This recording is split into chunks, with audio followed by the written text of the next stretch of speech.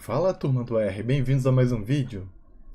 E galera, nesse vídeo a gente vai explorar um pouquinho de tipos, sobre o que são os tipos em R.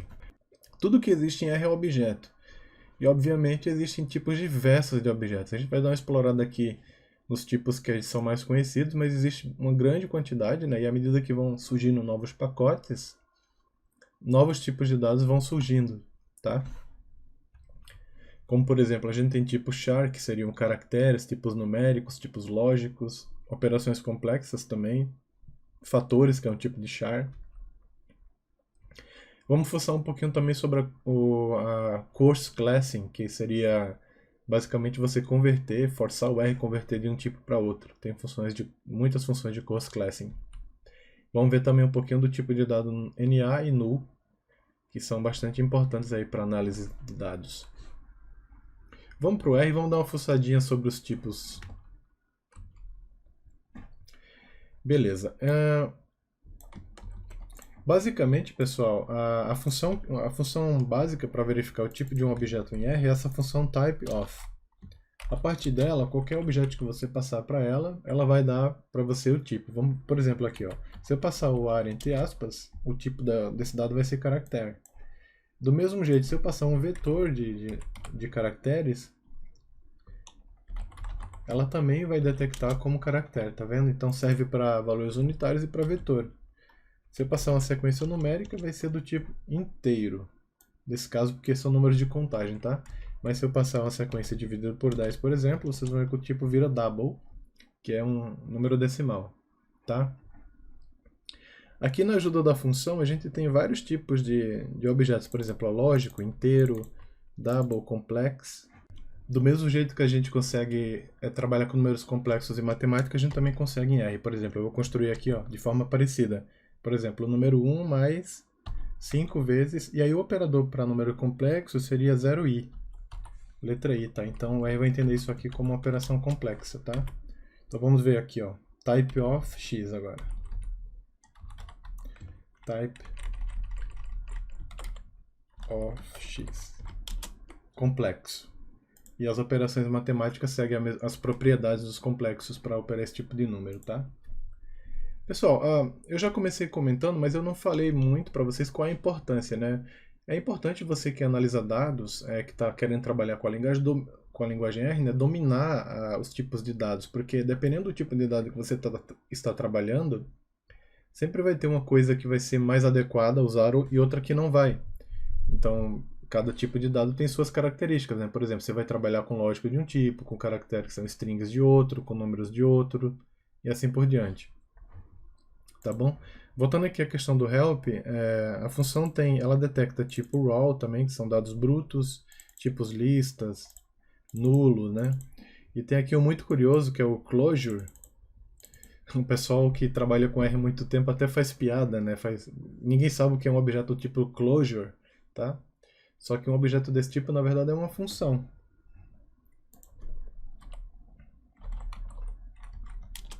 Então, olha, se eu colocar o tipo de uma função, por exemplo, a função min, ela vai trazer para mim o tipo closure, porque é um objeto função. Então, às vezes, se você vê no seu código um bug, um erro falando que no número não, enfim, o valor não foi detectado para o tipo closure, é porque provavelmente deu um erro em alguma função, tá?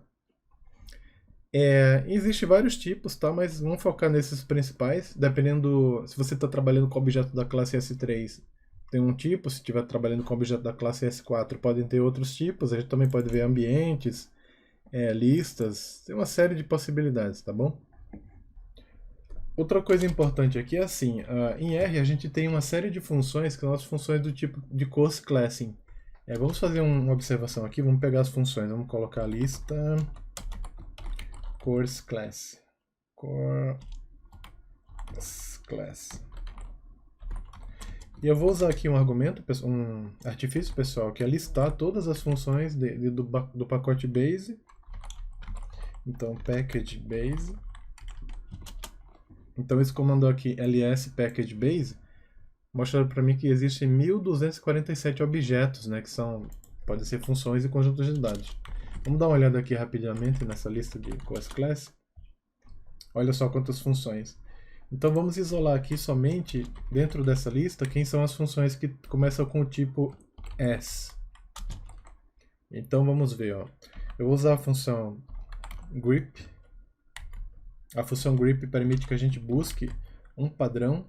Então eu vou colocar aqui todos os objetos que começam então, com a função as. E aí vou colocar o meu objeto aqui. Aí eu vou atribuir novamente a ele. Só que eu vou botar um 2 aqui para não perder o objeto original, tá? Pessoal, essa expressão que eu usei aqui se chama regex, tá? E aí não se prendam a isso por enquanto. Ó. Quando a gente for falar um pouco de strings, eu vou comentar mais um pouquinho sobre regexes. Mas basicamente o que, é que eu estou fazendo aqui? Eu vou procurar as strings que estão dentro desse objeto, desse vetor de caracteres, todos aqueles objetos que começam com a sequência de letras A e S, tá?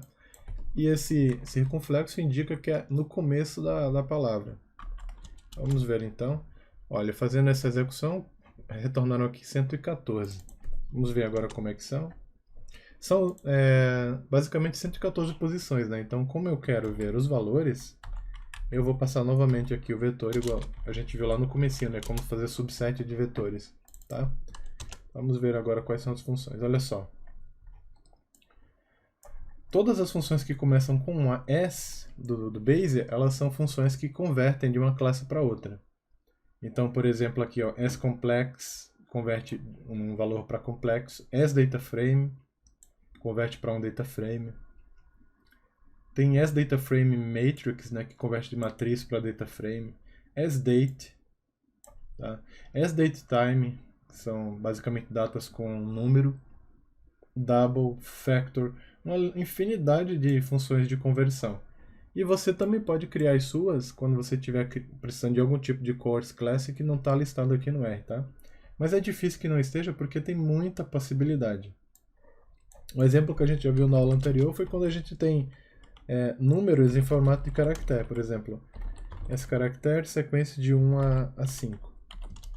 A classe desse meu x aqui vai ser... O tipo, né, desses meus números serão type of x serão caractere, né? Mas se eu fizer esse mesmo comando, mas passar a função as numeric, o R vai tentar converter para numérico, né? Então virou agora de caractere para double. Beleza? Vamos ver a classe aqui, o tipo do type of do objeto cars. Nós já vimos esse cars, né? Então é um tipo lista. Por que é um tipo lista? Se a gente der um head aqui, ele vai mostrar para mim um objeto em forma de coluna. Tá? Então assim, isso aqui é estranho, né? Se eu fizer o comando class em cars, eu vou ver dataframe. Tá? A gente vai ver um pouquinho de objetos mais para frente, mas só para dar uma pincelada rápida. Dataframe, na verdade, é um tipo de organização de listas. Então, cada coluna do dataframe tem um tipo específico. E aí, quando eu usar a função typeOf, ele vai no alto nível e vai verificar o objeto de origem praticamente, tá? Então, dataframe é a organização de listas. Por isso, quando a gente usa typeOf, aparece como list. E quando a gente usa class, que são a classe basicamente do objeto construído, né, no fim do dia, aí você vê como um dataframe. Basicamente é uma tabela de linhas e colunas, semelhante a uma tabela do Excel. Beleza? Então toda vez que a gente... Por exemplo, ó, se eu atribuir aqui esse objeto cars a um objeto chamado DA, ele não perde as características. Então a classe do DA vai ser a mesma do objeto de origem, que vai ser dataframe. Mas eu posso, por exemplo, converter esse DA em matriz. As matrix DA. E agora eu consigo ter um objeto da classe matrix, um array também. Vamos ver como é que ele fica. DA. Veja que ele está com a mesma característica aparentemente, mas o tipo mudou. Então, quando o tipo muda, algumas operações podem ser aplicadas de forma diferente, tá? E array é um tipo de vetor multidimensional, um tipo de matriz com mais de 2 dimensões. Como que eu explico o que seria array? Array é basicamente um tipo de estrutura multidimensional. Por exemplo, quando a gente tem uma matriz, a gente tem um objeto bidimensional, você tem linhas e colunas. E quando você tem um array, por exemplo, um array 3x3, além da largura, ou seja, do número de colunas e o número de linhas, ele vai ter uma terceira dimensão, que seria da ideia de um cubo de dados. Tá? Então, assim, matrizes são casos especiais de arrays multidimensionais. Tá? Por isso que aqui, quando eu verifiquei a classe, o R converteu o objeto DA para matrix e array, porque ele consegue utilizar as mesmas propriedades, tá? Que são usadas nos arrays. Em relação aos tipos que são NA e null, tem uma diferença básica entre eles. Geralmente, o NA ele é representado quando o valor não está disponível. Então, por exemplo, not available.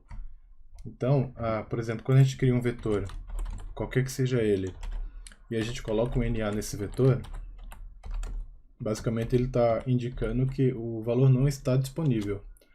E esse NA ele é muito útil, muitas vezes, quando a gente quer iniciar algum objeto vazio. Por exemplo, quando a gente quer construir um vetor vazio, para preencher com alguma operação, a gente pode definir dessa forma. Por exemplo, sei lá, vamos repetir aqui NA, por exemplo, 20 vezes. Eu vou criar um vetor vazio, tamanho 20, e todos os valores são NA. Tá? Então, por exemplo, eu poderia preencher um vetor criado vazio com valores. Essa é uma forma que existe mais rápida de você executar códigos de alta performance. Né? Quando você vai criar vetores incrementais, por exemplo, usando for, o ideal é você criar um vetor vazio antes de começar a operação, que quando a operação é muito longa, você tem ganho aí em tempo. Tá? Vamos ver aqui o type of, tipo do NA. Ó, NA aparece como lógico. Agora vamos ver como que é o tipo de um null. Null é null. Então, assim, enquanto o NA se apresenta como lógico, isso aqui já dá para a gente ter uma pista de que ele pode ser utilizado para fazer operações lógicas. Por exemplo, filtrar um conjunto de dados. E aqui eu posso pegar esse vetor x que eu criei aqui e fazer uma exemplificação, por exemplo. Ó. O x vai ter um último NA, né? Então eu posso verificar com a função isNA, que ela pergunta basicamente ao objeto se tem algum NA nele, né? Então, quando eu passo essa função no vetor, ele vai dizer para mim que o último elemento vai ser NA. Então vai retornar um true aqui, tá? Isso é bastante útil quando a gente quer tratar dados, né? Quer remover NA, por exemplo, é uma forma de identificar. Já o null, ele tem uma diferença razoável, porque ele é como se fosse de fato um objeto que expressa a ausência do dado de fato. Né? Então, enquanto que aqui você diz que ele não está disponível, basicamente no null você mostra que ele não existe. Então vamos vir aqui na ajuda dele para a gente discutir um pouquinho sobre isso. Olha só, ele representa um objeto nulo. Ou seja, não é um objeto com vazio que vai ser preenchido, é um objeto nulo de fato. Então essa palavra é reservada, né? E a gente não consegue trabalhar com ela com outras coisas que não a função que ela tem. Por exemplo, eu não consigo criar uma função chamada null atribuindo valor a ela. Tá? Então vai dar sempre erro porque é uma palavra reservada para objetos vazios, tá bom? E aí quando eu coloco, se eu fizer o mesmo exemplo aqui, por exemplo, ó, isNull x, o que vai acontecer aqui com x? Ele vai dizer que é falso. Por quê? Porque o x não é um objeto vazio. Ele tem os elementos de 1 até 5 mais o NA, tá? Então ele não é um objeto vazio. Mesmo que eu criasse o x apenas com NA, ele ainda seria não nulo. Por quê? Porque ele tem o valor NA, tá? Então ele é um objeto que não é nulo. Então basicamente esse null ele é bom para testar, por exemplo, argumentos quando a gente está colocando em função e a gente quer deixar um valor default que seja nulo. Ou seja, a gente não precisa que o usuário interaja ali. Então é fácil a gente usar, por exemplo, a função isNull para testar se aquele objeto tem ou não valor. E aí se ele tiver, a gente pode tratar. Se ele não tiver, a gente pula, né? É uma forma de usar para tratamento. Então esses dois caras são bastante importantes, né, para nossas análises e também para construções de funções um pouquinho mais profissionais, porque eles permitem para a gente tratar um pouco melhor nossos dados e também as condições de nossas funções, tá? Beleza, a gente vai trabalhar muito aqui no R basicamente com os tipos caractere numérico, E as construções desses tipos, construindo listas, data frames, matrizes e os tipos lógicos também. Então, verdadeiro ou falso, true ou false, são também casos que a gente vai trabalhar bastante. E no geral são esses os tipos que a gente mais conhece e que a gente mais trabalha no dia a dia. A galera da matemática pode explorar um pouco mais sobre os números complexos e fazer operações com eles, tá? Tá bom, então é isso. Foi só rapidinho, só para mostrar para vocês um pouquinho sobre objetos. E se preparem que nos próximos vídeos a gente vai começar a explorar um pouco mais, uma parte um pouco mais aplicada, né, desses conceitos, tá bom? Desses tipos de dados, construindo objetos que são bons para análise de dados. Beleza? Valeu! Até mais!